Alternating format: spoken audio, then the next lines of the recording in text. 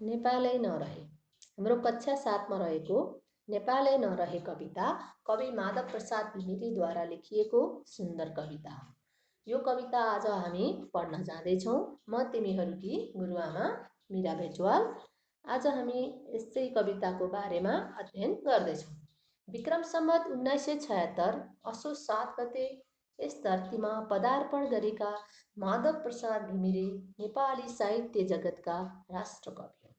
1976 आजभन्दा 100 वर्ष अगाडि जन्मेका माधव प्रसाद घिमिरे उनलाई चाहिँ राष्ट्रकविको उपाधि दिएको छ। उनले लेखेका उनका कृतिहरूमा राष्ट्रिय भावनाले भरिएका हुनाले उनलाई राष्ट्रकविको उपाधिद्वारा सम्मान गरिएको छ। उनीद्वारा रचित कविता विधा अन्तर्गतको नेपालै नरहे राष्ट्रिय भावनाले भरिएको सुन्दर कविता। यो कविता पनि राष्ट्रिय भावनाले अथवा देशप्रेमको भावनाले भरिएको छ। यस कवितामा कवि घिमिरेले राष्ट्र रहेमा नै हाम्रो पहिचान रहन्छ भन्ने भाव प्रस्तुत गरेका छन्। राष्ट्र रहेमा नै हामी रहन्छौँ, राष्ट्र भएमा नै हामी नेपाली भनेर चिन्न पाउँछौँ। त्यसैले आफ्नो राष्ट्रलाई माया गर्नुपर्छ, आफ्नो राष्ट्रलाई जोगाउन सबैजना तयार हुनुपर्छ भनेर कविले आफ्नो भावना व्यक्त गरेका छन्। अब यस पाठको लागि यस कवितामा केही शब्दार्थहरू पनि रहेका छन्। त्यही शब्दार्थको बारेमा पनि हामी जानकारी लियौँ। सञ्जाल, सञ्जाल छ कलात्मक झ्याल, आँखी झ्याल, चुड्का, एक किसिमको लोकलय, ख्याली, चाडपर्वमा गाइने लोकगीत, झ्याली एक प्रकारको बाजा, चाकुरा अग्लो चुचुरो, पुर्खा अग्रज, हृदय मन। यसरी केही शब्दहरू दिएका छन्। तिमीहरूले यो शब्द पढेर राम्रोसँग राख। तिमीहरू राम्रोसँग पढ यी शब्दहरूलाई, शब्द र अर्थ। अब हामी कवितातर्फ लागौँ। कविताको शीर्षक रहेको छ नेपालै नरहे। नेपाली हामी रहौला कहाँ नेपालै नरहे, उचाइ हाम्रो चुलिन्छ कहाँ हिमालै नरहे। नेपाल हाम्रो मातृभूमि, हाम्रो जन्मभूमि। हामी यही देशमा जन्मेका हौँ जसले हामीलाई पहिचान दिएको छ। संसारको हरेक देश जहाँ जहाँ हाम्रो पाइला पर्छ, जहाँ जहाँ हामी पुग्छौँ त्यहाँ हामीले आफूलाई नेपाली भनेर चिनाउन सक्दछौँ। अथवा जसले जुन देशमा जाँदाखेरि पनि यदि हामीलाई कसैले सोध्यो, हाम्रो परिचय माग्यो भने हामी आफूलाई नेपाली भनेर चिनाउन सक्छौँ। यदि विविध कारणवश नेपाल रहेन भने हामी नेपाली भनेर चिन्न सक्दैनौँ। त्यसैले हामी सबैले हाम्रो देशलाई माया गर्नुपर्छ, संरक्षण गर्नुपर्छ। नेपाल 4 जात 36 वर्णको साझा फुलबारी हो। नेपालको पूर्व मेचीदेखि पश्चिम महाकालीसम्म, हैन, उत्तर हिमालदेखि दक्षिण तराईसम्म हामी अनेक जात जाति भाषा धर्मका मानिसहरू बसोबास गर्दछौँ। हामीले बोल्ने भाषा, मान्ने धर्म, चाडबाडहरू सबै फरक फरक छ, तैपनि हामी सबैजना एक भएर बसेका छौँ। हामीमा एकताको भावना रहेको छ। एकतामा नै बल हुन्छ भन्ने कुरा हामीले राम्ररी बुझेका छौँ। त्यसैले देशको रक्षाका लागि पनि हामी सधैँ एकजुट भएर बस्नुपर्दछ। नेपाल 4 जात 36 वर्णको फुलबारी हो भनी पृथ्वीनारायण शाहले पनि भनेका थिए। त्यसैले हामी देशमा केही सङ्कट आयो भने देशका हामी सम्पूर्ण मानिसहरू एकजुट हुनुपर्दछ र देशलाई संरक्षण गर्न बिना वर्दीका प्रहरी जस्तै पनि सधैँ तत्पर रहनु पर्दछ। देशलाई कुनै आँच आउने काम गर्नु हुँदैन। आँच भनेको क्षति, नाश हुने। देशलाई नाश हुने काम कतैबाट पनि गर्न दिनु हुँदैन। देशको संरक्षणको लागि हामी जुट्नु पर्दछ, कहिले पनि फुट्नु हुँदैन। देश रहे हामी रहन्छौँ भन्ने भावना हामीले बुझ्नु पर्दछ। त्यस्तै उचाइ हाम्रो चुलिन्छ कहाँ हिमालै नरहे। हिमाल जुन हाम्रो देशको उत्तरी भागमा रहेको छ, पूर्व मेचीदेखि पश्चिम महाकालीसम्म उत्तरी भागमा हिमालका माला रहेका छन्। त्यो हिमालले संसारमा नेपाललाई चिनाएको छ। हिमाली मुलुक, हिमाली देशका, हिमाली भूमिका नागरिक हामी भनेर संसारमा चिनिएका छौँ। यसरी हाम्रो प्रतिष्ठा, मान, इज्जत र शान हिमालले बढाएको छ। त्यो हिमाललाई हामीले संरक्षण गर्नुपर्छ। विभिन्न कारणले गर्दा हिमाल दूषित बन्दै गएका छन्। ती दूषित हिमाल यदि हिमाल दूषित बन्दै गयो, हिमाल सधैँ दूषित हुँदै गयो भने एक दिन ती सुन्दर हिमालहरूमा हिउँ पर्न छाड्छ, जसले गर्दा सुन्दर हिमाल कुरूप बन्न पुग्दछ र हाम्रो मान, प्रतिष्ठा, इज्जत सबै हराएर बिलाएर जान्छ। त्यसैले हामी सबैले आफ्नो हिमाललाई पनि माया गर्नुपर्छ, राष्ट्रलाई माया गर्नुपर्छ, हिमाललाई माया गर्नुपर्छ, अनि मात्र हाम्रो पहिचान सधैँ रहिरहन्छ। अर्को श्लोक रहेको छ, तराई हाम्रो सुनको टुक्रा हिमाल हिराको, माटो र पानी पहिलो धन धरतीका छोराको। तराई हाम्रो देशको दक्षिणी भेगमा रहेको तराई, जहाँ चाहिँ जसलाई चाहिँ अन्नको भण्डार भनिन्छ, जहाँ प्रशस्त मात्रामा अन्न उब्जनी हुन्छ।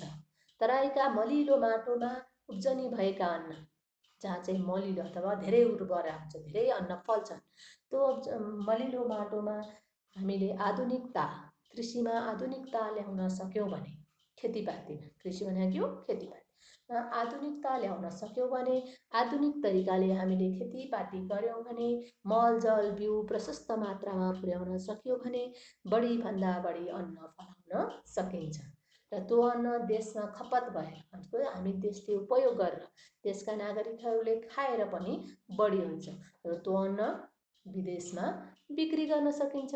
अनि त्यो बिक्री गरेको अन्नले देशले चाहिँ अर्थतन्त्र अथवा अर्थ कमाउन सक्छ र देशको अर्थतन्त्र बलियो हुन्छ। देशको अर्थतन्त्र बलियो भएपछि देश समृद्धिको शिखरमा पुग्दछ, देश उन्नति हुन्छ। देशको उन्नति गर्न तराईले महत्त्वपूर्ण भूमिका खेल्ने गर्दछ भने हिमाल, जुन अघि नै मैले भनिसकेँ, हाम्रो देशको उत्तरी भागमा रहेको छ, पूर्व मेचीदेखि पश्चिम महाकालीसम्म रहेको छ। ती हिमालहरूलाई संसार ती हिमालहरू देखेर आकर्षित भएको छ। ती हिमालहरूलाई प्रचार प्रसार गरेर बढीभन्दा बढी पर्यटकहरू यदि देशमा भित्र्याउन सकियो भने देशले धेरै पैसा कमाउन सक्छ, विदेशी मुद्रा प्रशस्त मात्रामा कमाउन सक्छ, अनि देश समृद्ध बन्न सक्दछ।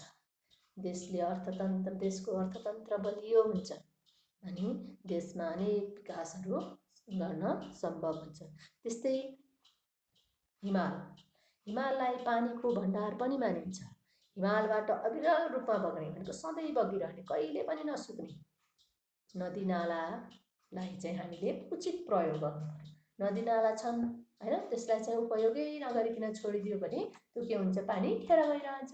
तर त्यसलाई बढीभन्दा बढी हामीले उपयोग गर्दै गयौँ भने त्यसबाट पनि देशले प्रशस्त पैसा कमाउन सक्छ। जलविद्युत निकाल्ने हैन, जलयात्राको आयोजना गर्ने, पानी सिँचाइ गर्ने, जहाँ चाहिँ बाँझो जग्गा छ भनेको खेतीपाती केही नभएका जग्गा जहाँ पानी नै पुगेको छैन, आकाशे पानीको भरमा निर्भर हुनु परेको छ, त्यस्ता भूमिमा पानी पुर्याएर हराभरा गर्न सक्यो भने पनि के हुन्छ त, फाइदा लिन सकिन्छ। त्यसैले तराई र हिमाल जो चाहिँ हिरा र सुन जस्तै महत्त्वपूर्ण भएको हुनाले तिनीहरूलाई सुन र हिरासँग तुलना गरिएको छ। त्यस्तै माटो र पानी हरेक सन्तानको लागि पहिलो धन, किनभने हामी यही माटोमा जन्मिन्छौँ, यही माटोलाई स्याहार सुसार गर्दै यसमै उब्जेका अन्न खाएर हामीले आफ्नो पेट भर्ने गर्दछौँ। त्यसैले माटो र पानी हाम्रा लागि पहिलो सम्पत्ति हुनुपर्दछ र यो पहिलो धनको रक्षाका लागि हामी हरदम सधैँ तत्पर रहनु पर्दछ। कहाँबाट हेरौँला संसार सन्जालै नरहे, नेपाली हामी रहौँला कहाँ नेपालै नरहे। हामी नेपाली प्राकृतिक रूपमा मात्र होइन, कला र संस्कृतिमा पनि धनी छौँ। हाम्रा कला र संस्कृति हामी नेपालीका सम्पत्ति हुन् हैन। ती कला र संस्कृति जुन हाम्रा पुर्खाले दिएका थिए, हाम्रा पहिलाका पिँढीले, यी पुर्खाले दिएका संस्कृतिलाई हामीले जीवित राख्नुपर्छ, यसलाई मर्न दिनु हुँदैन। कला र संस्कृति यदि हामीले नाश गर्दै गयौँ, हामीले बिर्सँदै गयौँ, आधुनिकताको नाममा हामीले चाहिँ हाम्रा सञ्जाल जस्ता वस्तुहरू, हाम्रो कला, हाम्रा चाहिँ पुरातात्विक वस्तु भन्छ त्यसलाई बिर्सँदै गयौँ भने हाम्रो कला र संस्कृति मर्दै जान्छ। त्यसैले आफ्नो कला र संस्कृतिलाई जीवन्त राख्नको लागि हामीले त्यसलाई चाहिँ संरक्षण गर्नुपर्छ, एउटा पुस्ताबाट अर्को पुस्तामा हस्तान्तरण गर्दै जानुपर्छ। अब अर्को श्लोक रहेको छ, दसैँ र तिहार रमाइला हाम्रा चुड्का र ख्यालीले, हृदय हाम्रो जुर्मुराउँछ जितको झ्यालीले, वैशाखको तालमा नाचौँला कहाँ मादलै नरहे, नेपाली हामी रहौँला कहाँ नेपालै नरहे। नेपाल धार्मिक विविधता भएको देश, यहाँ मनाइने अनेक चाडबाडमा गाइने विभिन्न गीतहरूले हाम्रो मन उत्साहित गर्छ, हाम्रो मनलाई नाचो नाचो जस्तो बनाउँछ। हाम्रो मौलिक गीत, मौलिक बाजा हैन, जसले चाहिँ हाम्रो मनलाई आनन्दित तुल्याउँछ। त्यसैले हामीले आफ्ना मौलिक गीतहरू, मौलिक बाजाहरूको संरक्षण गर्नु पर्दछ। पाश्चात्य सङ्गीतमा डुबेर भनेको अरू देश विदेशी सङ्गीतमा डुबेर हामीले आफ्नो गीतलाई बिर्सने, आफ्नो सङ्गीत बिर्सने, आफ्नो बाजा बिर्सने, आफ्ना कला संस्कृतिहरूलाई बिर्सँदै गयौँ भने हामी नेपाली भनेर हाम्रो पहिचान पनि रहँदैन। त्यसैले आफ्नो परिचय कायम राख्नको लागि हामीले कला र संस्कृतिलाई संरक्षण गर्नुपर्छ। अब छ अर्को श्लोक, आकाश छुने टाकुरा हाम्रो मेटेर मेटिन्न, आकाश छुने टाकुरा हाम्रो भेटेर भेटिन्न, पौरखी हाम्रा पुर्खाको पाइला मेटेर मेटिन्न। हाम्रा पुर्खा जसले शत्रुका अगाडि कहिले पनि घुँडा टेकेनन्, उनीहरूले राष्ट्र र राष्ट्रियताको लागि सधैँ अगाडि बढे, छातीमा गोली थाप्न पनि तयार भए। हाम्रा पुर्खाहरूसँग कुनै हात हतियार थिएन, मात्र घरेलु हात हतियार थियो भने अङ्ग्रेजहरूसँग आधुनिक हात हतियारले सुसज्जित थिए अङ्ग्रेज सेना। तिनीहरूको अगाडि हाम्रा पुर्खाहरूले कहिले पनि घुँडा टेकेनन्। उनीहरूसँग आधुनिक हात हतियार भए तापनि हाम्रा पुर्खाहरूसँग आँट, साहस र मनमा राष्ट्रप्रेमको भावना थियो। त्यही राष्ट्रप्रेमको भावनाले गर्दा हाम्रा पुर्खाहरूले अङ्ग्रेजहरूलाई पनि परास्त गरे। उनीहरूको अगाडि घुँडा नटेकी साहसका साथ लडे, बरु मर्न तयार भए र तर राष्ट्रलाई चाहिँ घात हुने, राष्ट्रलाई हानि हुने काम उनीहरूले कहिले पनि गरेनन्। यसरी पुर्खाले आफ्नो प्राणको आहुति दिएर, प्राण अर्पण गरेर, प्राण चढाएर बनाएको देश, संरक्षण गरेको देश, पुर्खाहरूको त्यो योगदान कहिले पनि मेटेर मेटिन। उनीहरूको इज्जत आकाश छुने जस्तो छ, त्यो कसैले पनि भेट्न सक्दैन। त्यसैले हामीले पनि जुन पुर्खाहरूले दुःख गरेर, आफ्नो प्राण दिएर, कसैसँग नडराएर मातृभूमिको रक्षा गर्नु हरेक सन्तानको पहिलो कर्तव्य हो भन्ने ठानेर देशको रक्षाको लागि अगाडि बढे। हामीले पनि हाम्रो राष्ट्रलाई अब पुर्खाले सुम्पेर गए त्यसलाई चाहिँ सजाउने काम, गोडमेल गर्ने काम, बनाउने काम, उन्नतिको शिखरमा पुर्याउने काम, समृद्धशाली बनाउने काम अब हाम्रो हातमा आएको छ, हाम्रो काँधमा आएको छ। हामी सबै जुटेर देशलाई चाहिँ रक्षा गर्दै यसलाई समृद्धशाली बनाउनतर्फ लाग्नुपर्छ। आफ्ना कला र संस्कृतिलाई पनि भुल्न हुँदैन, सधैँ यसको संरक्षण गर्दै अगाडि बढ्नुपर्छ। ब्युजौँला कहाँ पूर्वको पहिलो उज्याले नरहे। हाम्रो पहिला पूर्व भनेको पहिलाका संस्कृतिहरूलाई हामीले बिर्सँदै गयौँ भने, हामीले भुल्दै गयौँ भने हामी पनि हाम्रो संस्कृति सबै नाश हुँदै जान्छ र हामी पनि समाप्त हुन्छौँ, हाम्रो पहिचान पनि समाप्त हुन्छ। त्यसैले आफ्नो कला, संस्कृति, वेशभूषा, रीतिरिवाज सबैको जगेर्ना गर्दै अगाडि बढ्नुपर्छ, आफ्नो देशलाई पहिलो स्थानमा राख्नुपर्छ, देश भए हामी रहन्छौँ भन्ने कुरा बुझ्नुपर्दछ। यसरी हामीले नेपालै नरहे कविता पढ्यौँ। अब यस नेपालै नरहे कवितामा चाहिँ मुख्य भाव के रहेको छ भने यो कविता लेखेका छन् माधव प्रसाद घिमिरे, राष्ट्रकवि माधव प्रसाद घिमिरे। यस कवितामा राष्ट्रिय भावनाले भरिएको कविता छ। यस कवितामा राष्ट्रिय भावना पाइन्छ। हामी सबैले आफ्नो राष्ट्रलाई, आफ्नो जन्मभूमिलाई, आफ्नो मातृभूमिलाई सम्मान गर्नुपर्छ। यसको रक्षाका लागि सबै हरदम तयार रहनुपर्छ। राष्ट्र रहेमा नै हामी रहन्छौँ र राष्ट्रका प्राकृतिक सम्पदा रहेमा नै, संस्कृति रहेमा नै हामी जीवित रहन सक्दछौँ। प्राकृतिक सम्पदा र संस्कृतिको जगेर्ना गर्नुपर्छ, संरक्षण गर्नुपर्छ। ती प्राकृतिक सम्पदा र संस्कृतिलाई बढीभन्दा बढी प्रयोग गरेर विदेशी पर्यटकहरू भित्राएर र त्यसलाई चाहिँ बढी प्रयोग गरेर देशलाई फाइदा पनि लिन सक्छ। त्यसलाई उपयोग गर्नुपर्दछ र हाम्रा संस्कृतिहरूलाई जगेर्ना गर्नुपर्दछ। हाम्रा मौलिकपनलाई भुल्नु हुँदैन। हाम्रा कला संस्कृतिलाई जीवन्त राख्नुपर्छ। हाम्रा गीतहरूलाई र मौलिक गीत, लोकगीतहरूलाई जीवन्त राख्नुपर्दछ र हाम्रा पुर्खाले दुःख गरेर, कष्ट गरेर, साहसका साथ लडेर बचाएको देश, हामीलाई सुम्पेको देश, हामीलाई दिएर गएको देशलाई हामीले मायाले गोडमेल गर्नुपर्छ। यसलाई समृद्धशाली बनाउनको लागि सबैजना जुट्नु पर्दछ। सबैजना एक भएमा नै देश समृद्धशाली बन्न पुग्दछ। एक थुकी सुकी 100 थुकी नदी भने जस्तै हामी सबैजना एक ढिक्क भयौँ भने देश अवश्य नै समृद्ध बन्न पुग्दछ भन्ने कुरा कविले यस कवितामा व्यक्त गरेका छन्। अब यो कविता त भयो। अब हामी मैले तिमीहरूको लागि केही प्रश्न दिएको छु। प्रश्न 2टा दिएको छु। 1 नम्बरमा छ वाक्य बनाऊ, हैन? तलका शब्दको प्रयोग गरी अर्थ स्पष्ट हुनुपर्छ। वाक्य बनाउँदाखेरि अर्थ स्पष्ट हुने गरी वाक्य बनाउने। धरती नरहे, हिमाल, हृदय, टाकुरा, उज्यालो, यसरी 6वटा शब्दको मैले शब्द दिएको छु। यसको वाक्य बनाऊ तिमीहरू। र 2 नम्बरमा छ उत्तर लेख। कमा तराई र हिमाललाई किन सुन र हिराको टुक्रा भनिन्छ?